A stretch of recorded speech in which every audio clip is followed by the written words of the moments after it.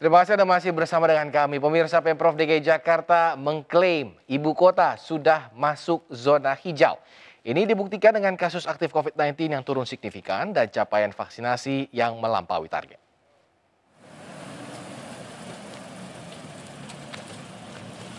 Klaim Jakarta masuk zona hijau disampaikan Wakil Gubernur DKI Jakarta Riza Patria saat meninjau vaksinasi di Masjid Agung Al-Azhar, Jakarta Selatan. Wagub menegaskan vaksinasi di Jakarta melampaui target pemerintah pusat.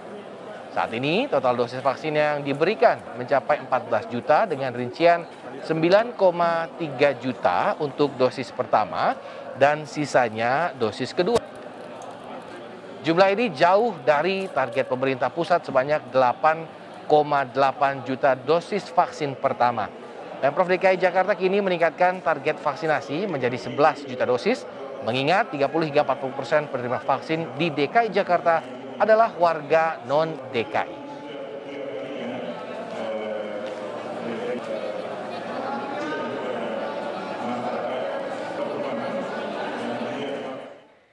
Ya, pemirsa, Wakil Gubernur DKI Jakarta Ahmad Riza Patria mengklaim wilayah Jakarta sudah masuk zona hijau. Kondisi ini disebut lantaran adanya percepatan vaksinasi COVID-19 di ibu kota sehingga tercipta kekebalan komunitas atau herd immunity. Nah, lalu bagaimana pakar menanggapi klaim ini? Untuk membahas lebih lanjut, kita akan berbincang dengan pakar epidemiolog Universitas Indonesia, Bapak Pandu Riono. Selamat siang, Pak Pandu. Selamat siang, Mas Samuel. Pak Pandu, selamat siang. Sehat ya, Pak? Alhamdulillah, sehat. Pak Pandu, ini Pak Wagub sudah berani mengklaim Jakarta sudah masuk zona hijau. Ini terlalu dinikah menyebut DKI Jakarta ini sebagai zona hijau atau seperti apa, Pak Pandu? Iya, mungkin Pak Wagub itu terlalu bergembira ya. Bahwa sebenarnya nggak boleh bergembira dulu. Bahwa dua konsep yang dikemukakan Pak Wagub, Pak Riza Patria ini perlu dikoreksi.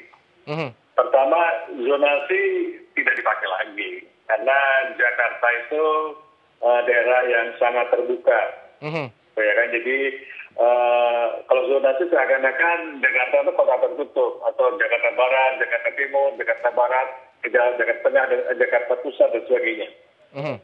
Seakan-akan virus itu bisa dikurung dalam wilayah administratif, padahal tidak. Virus itu bergerak, pindah, menularkan, mengikuti mobilitas penduduk.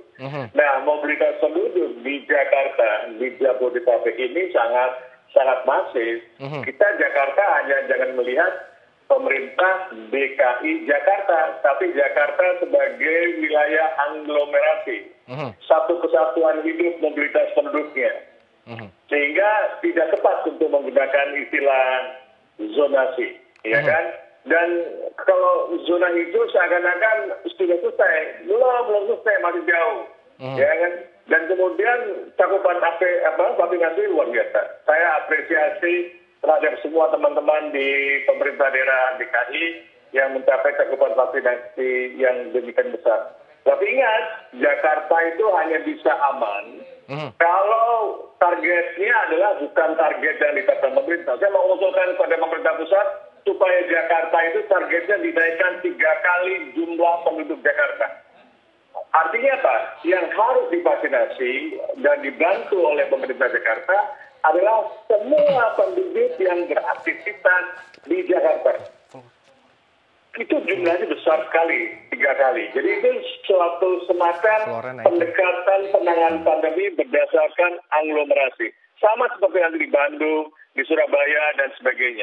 Jadi jangan hanya melihat cakupan vaksinasi berdasarkan jumlah penduduk yang tinggal di Jakarta atau berKTP di Jakarta, tapi yang beraktivitas di Jakarta. Mungkin sekitar 25-30 juta yang harus dicapai oleh pemerintah DKI atau dibantu oleh pemerintah DKI.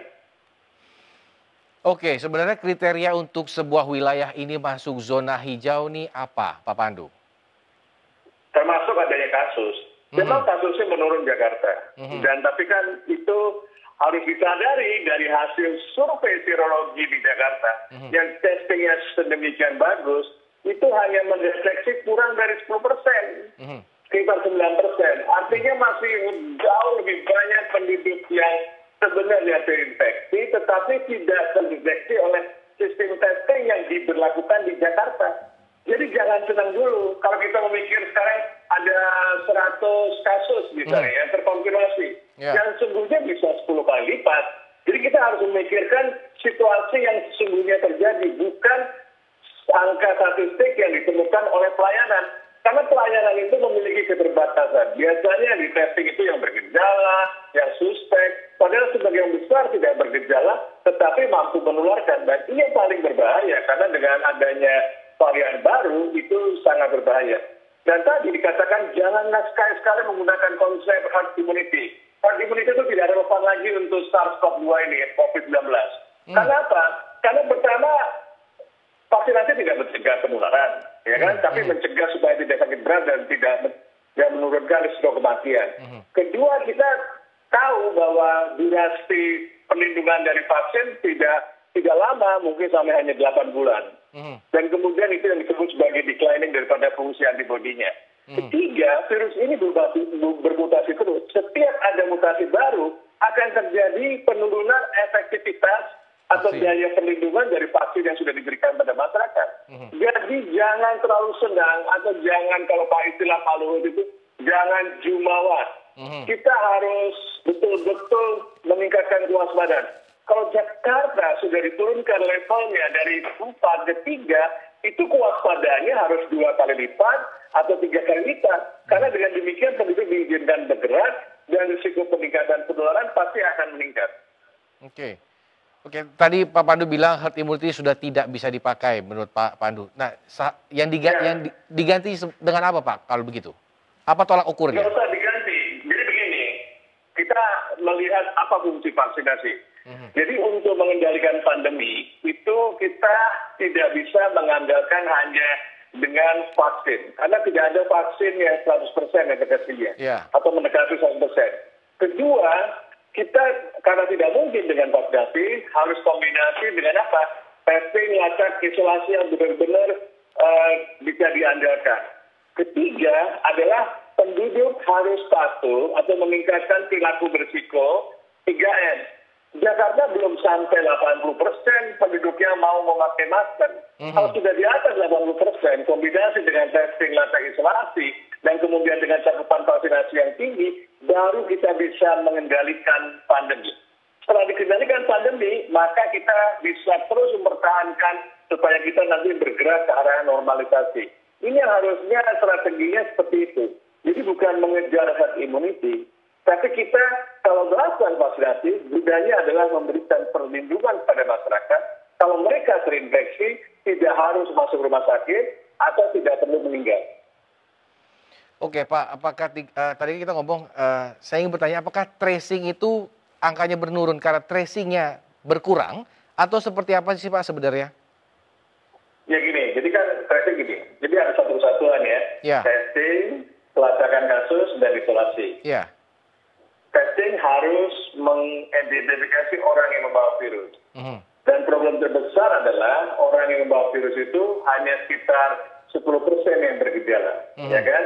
Jadi banyak yang, dan itu bisa kita identifikasi kalau dia pernah kontak sama orang yang sudah terkonfirmasi.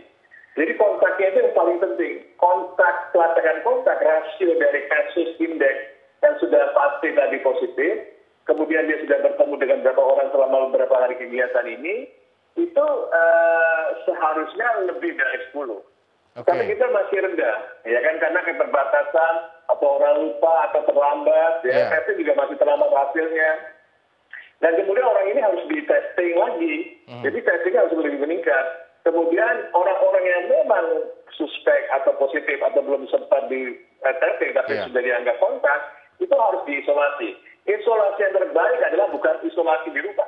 Isolasi di rumah maka akan meningkatkan risiko penularan di rumah tangga. Nah, kita harus menghindari itu.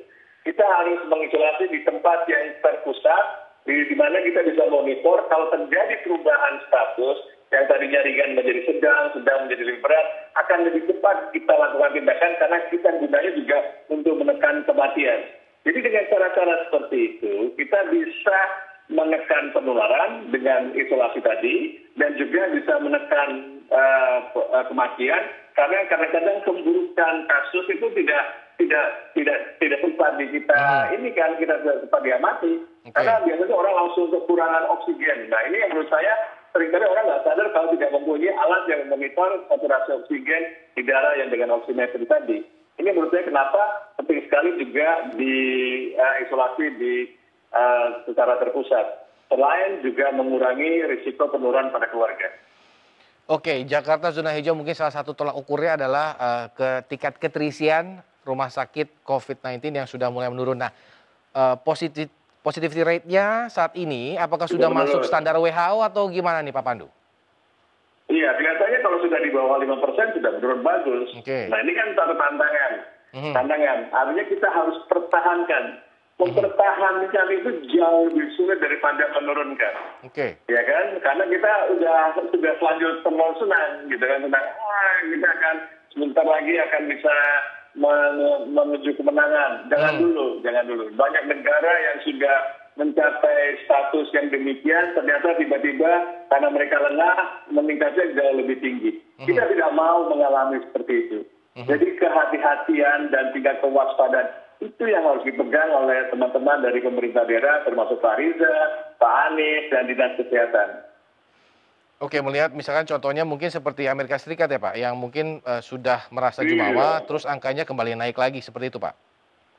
Iya, Amerika Serikat, Israel, banyak beberapa negara yang merasa sudah berhasil dan menang, dan kemudian membebaskan penduduk melakukan kegiatan apa aja, ternyata itu menimbulkan peningkatan kasus yang tidak terkendali. Karena ini memang kita berhadapan dengan mutasi virus yang jauh lebih menular. Satu orang rata-rata sekarang kalau memang membawa virus yang jenis baru Delta ini bisa menularkan 8 orang. Kalau nanti ada virus yang lebih tangguh lagi, bisa mengeluarkan ke 10 orang atau lebih dari 10 orang. Nah ini sangat membahayakan kalau itu terjadi. Kita tidak boleh lengah, kita mengharapkan itu tidak boleh terjadi lagi.